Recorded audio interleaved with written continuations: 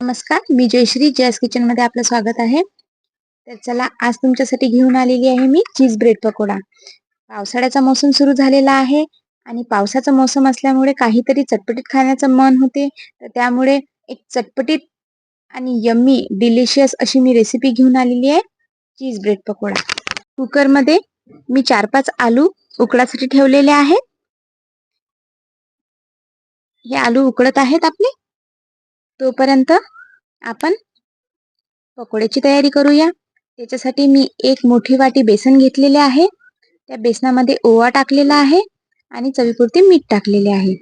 आता हे बेसन व्यवस्थित आपण भजे जसे तयार करतो त्या कन्सिस्टन्सीमध्ये तयार करायचे आहे. याचे बॅटर तसे तयार करायचे आहे.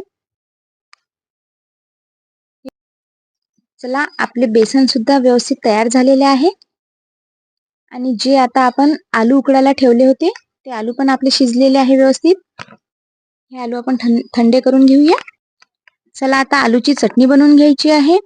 त्यासाठी कढईमध्ये तेल गरम झालेले आहे. त्यामध्ये हिंग, मोहरी आणि अद्रक, लसूण, सोप आणि जिरं याची पेस्ट केली होती, ती पेस्ट ऍड करायची आहे.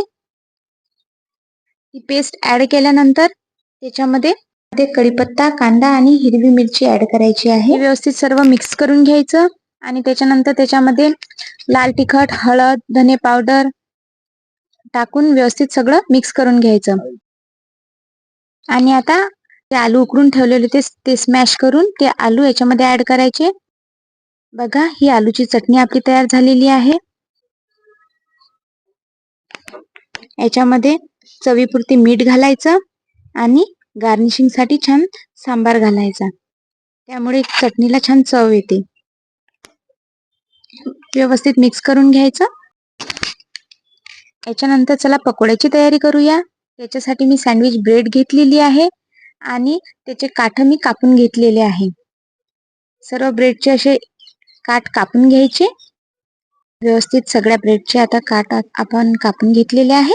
ब्रेड स्लाइसवर आलूची चटणी लावायची आहे.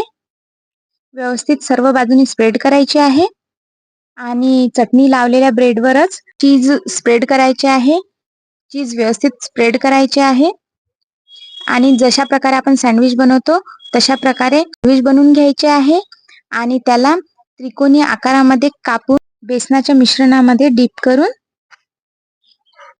तळून घ्यायचे आहे. बघा, अशा प्रकारे डीप करायचे आणि तेलामध्ये तळून घ्यायचे.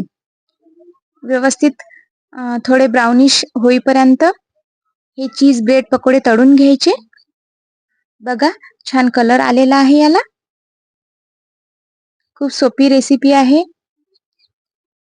तुम्ही करून पहा. इथे मी गार्निशिंग साठी मिरच्या पण तळलेल्या आहेत. तर चला, चीज ब्रेड पकोडे आपले तयार आहेत. बघा, खूप चीजी झालेले आहे आणि खूप यमी पण लागते. तुम्ही जरूर ट्राय करा. पकोडे तुम्ही तुमच्या घरी नक्की बनवा आणि मला कमेंट्स मध्ये सांगाल कसे बनले. तर माझ्या चॅनलला लाईक करा, शेअर करा आणि सबस्क्राईब करा.